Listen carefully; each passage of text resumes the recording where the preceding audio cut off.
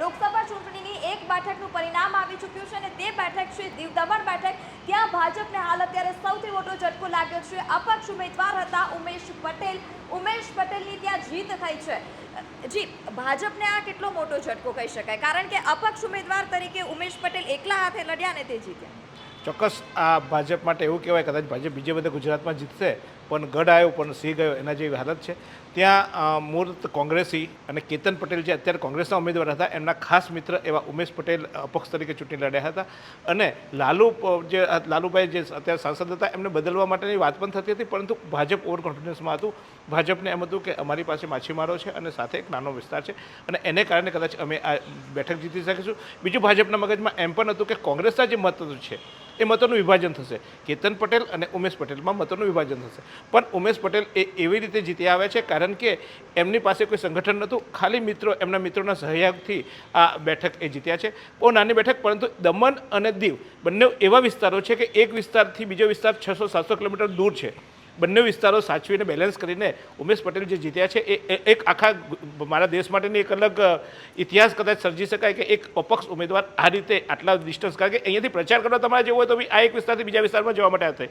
પણ ઉમેશ પટેલના મિત્રો અને ઉમેશ પટેલની જે કોંગ્રેસમાં જ્યારે એ કાર્યકર્તા હતા ત્યારથી એને જે સંગઠનમાં મજબૂતાઈ બનાવી હતી એ મિત્રોનો એને અહીંયા લાભ થયો અને એ જીત્યા. બીજો અહીંયા એક મુદ્દો હતો કે પ્રશાસક તરીકે પ્રફુલ્લભાઈ જે વર્તાતા હતા એ રાજાની જેમ વર્તા હતા.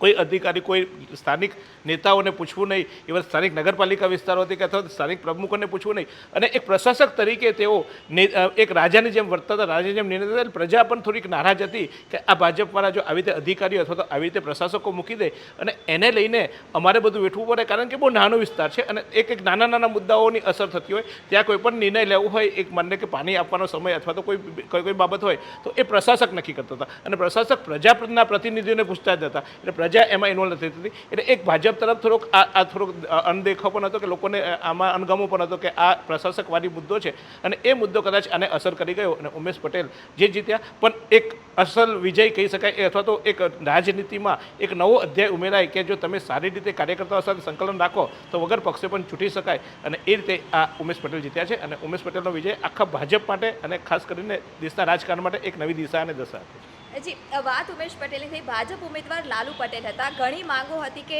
ઉમેદવાર બદલવામાં આવે, પરંતુ ભાજપ દ્વારા ઉમેદવાર બદલવામાં નહોતા આવ્યા. શું આ કારણ હોઈ શકે ભાજપની હાર પાછળ? હા, ચોક્કસ. ઉમેદવારનેથી લાલુભાઈથી ઘણો અણગમો હતો, પરંતુ એ જાતીય સમીકરણો, કારણ કે લાલુભાઈના પત્ની એ માછીમાર છે, ત્યાં જે વસ્તી છે એક પરપ્રાંતિયો છે, જે ત્યાંની ઇન્ડસ્ટ્રીઝ છે, ઇન્ડસ્ટ્રીઝમાં કામ કરતા કામદારો છે અને ઇન્ડસ્ટ્રીઝમાં કામ કરતા એટલે ઇન્ડસ્ટ્રીનો માલિક હોય તે કહીને એને કહી શકાય. એટલે લાલુભાઈની સાથે એ થોડુંક અનબનાવ પણ ચાલતો હતો. પણ લોકોને એવું હતું કે લાલુભાઈ સાથે ઇન્ડસ્ટ્રીઝ જે છે, કારણ કે જે સત્તા જેના પક્ષ હોય એના પર ઉદ્યોગકારો રહેતા હોય, એટલે એવું હતું કે લાલુભાઈ સાથે ઉદ્યોગકારો રહેશે અને એમના પત્ની જે માછીમાર છે, એટલે માછીમાર જે સમાજ છે એ એમના પત્નીને લઈને એમની સાથે રહેશે. એટલે ભાજપને આ મુદ્દે ચર્ચા પણ થઈ હતી. સ્થાનિક જે નેતાઓ હતા એમને રજૂઆત પણ કરી હતી, પણ કદાચ ભાજપની મોડી મંડળને લાલુભાઈ પર વધુ વિશ્વાસ હતો અને એને કારણે કદાચ લાલુભાઈને ન બદલ્યા, અથવા તો લાલુભાઈને બદલ્યા પછી વિકલ્પમાં કોને લાવવું, અને જો વિકલ્પમાં લાવ્યા પછી જો અન્ય સારો ઉમેદવાર ન આવ્યો અને જે લાલુભાઈ નિષ્ક્રિય થઈ ગયા તો પાછું નુકસાન થાય. કારણ કે બહુ નાની મતદાર છે, એટલે આખી નાની સંખ્યા, મતદારોની સંખ્યા ઘણી ઓછી છે.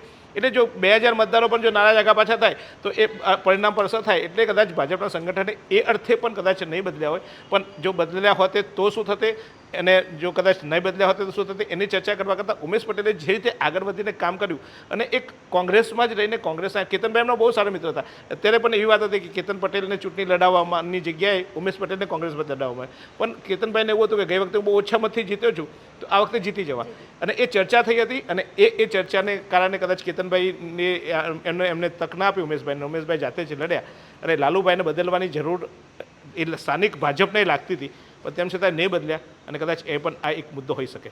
જી, તો જે રીતે આપણે વાત થઈ દીવ દમણ બેઠકની, દીવ દમણની બેઠક એવી હતી કે જે હાલ અત્યારે ભાજપને સૌથી મોટો ઝટકો છે. અપક્ષ તરીકે ચૂંટણી લડેલા ઉમેશ પટેલ કે તેમની જીત થઈ છે અને ત્યારે સામે ભાજપમાંથી લડ્યા હતા લાલુ પટેલ, અને આ લાલુ પટેલની હાર થઈ છે. અનેક વચ્ચે એવી માંગો હતી કે લાલુ પટેલ જે ભાજપના ઉમેદવાર છે તેમને બદલવામાં આવે. ક્યાંક ને ક્યાંક જે મતદારો છે, મતદાતાઓ છે, તે તમામ લોકોની નારાજગી પણ સામે આવી હતી અને આ નારાજગી પણ એક તે પાછળનું કારણ હોઈ શકે છે. ત્યારે સૌથી આ મહત્વના સમાચાર સમાચાર અત્યાર સુધીના કે લોકસભા ચૂંટણીમાં જે એક બેઠક છે દીવ દમણ બેઠક, ત્યાં દીવ દમણ બેઠક પર અપક્ષ ઉમેદવારની જીત થઈ ચૂકી છે. ઉમેશ પટેલની હાલ અત્યારે જીત થઈ ચૂકી છે અને ભાજપને સૌથી મોટો ઝટકો ત્યાંથી. અને પૃથા આ બેઠક માટેની એક અન્ય વાત પણ તમને જણાવી દઉં કે દેશમાં આ એક જ બેઠક એવી છે કે જેની બે જગ્યાએ મતગણતરી થતી હોય, દીવ અને દમણ. કારણ કે બંનેનો વિસ્તાર, ભૌગોલિક વિસ્તાર બહુ લાંબો છે, એટલે બે જગ્યાએ મતગણતરી થતી હોય છે. અને એક આ અલગ બેઠક હતી, એટલે મતગણતરી દ્રષ્ટિએ પણ અલગ હતી, નાની સંખ્યાની દ્રષ્ટિએ પણ અલગ હતી, અને એક અપક્ષ ઉમેદવાર વિજેતા થયા, એટલે આ બેઠકે કદાચ આખા દેશના રાજકારણમાં કંઈક નવી વાત લાવ્યું, એ રીતનાની આ ચોક્કસ એને આ રીતે ગણી શકાય આપણે.